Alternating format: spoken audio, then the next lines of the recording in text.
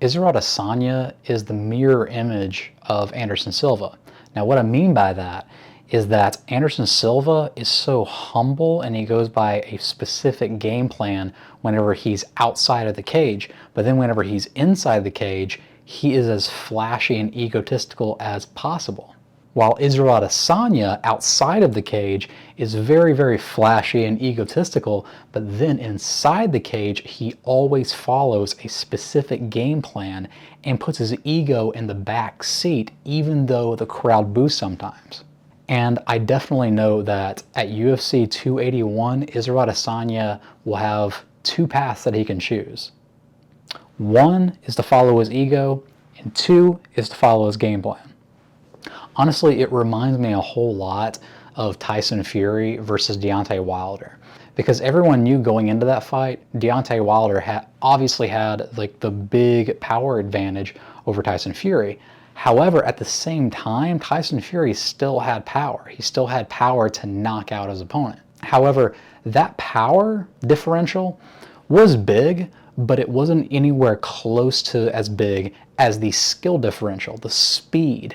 That was Tyson Fury wheelhouse. And yes, during all three of those fights, Tyson Fury had to be perfect for the entire fight, but he kind of was. And even whenever he did get hit once or twice and even got knocked down, he wasn't out.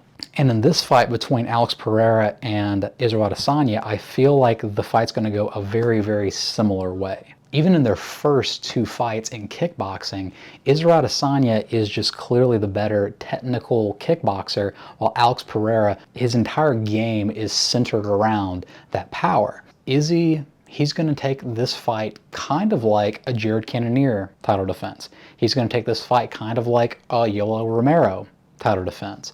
He is not going to force himself to force the action and force a knockout. That's just not what he's going to do. He is going to want a title defense above all else. However, I think in that game plan, Alex Pereira will feel exactly what he's doing. He's going to feel exactly the first two fights, and he'll come into Israel Adesanya's space and force the action, and in forcing that, it'll be a Paulo Costa perfect situation for Israel Adesanya to close the show.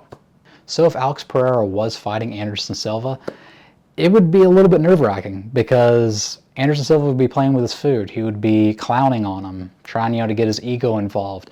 But Israel Adesanya, he's not going to be doing that. He's going to be laser focused on a title defense. He knows how dangerous Alex Pereira is. And sure, that's going to be at the back of his mind. And sure, he has an ego. He wants to defend. He wants to avenge that loss from all those years ago, but he knows that he has to defend. That is absolutely the number one priority. If he gets the finish, that is wonderful. If he gets a submission, wonderful. If he gets a takedown, but he's not going to force it. He knows that he is the better fighter. He knows that he is the better kickboxer.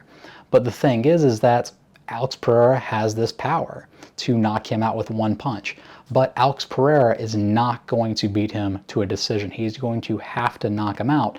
And Israel knows that. And he's going to force Alex to come forward. He's going to force Alex to come first.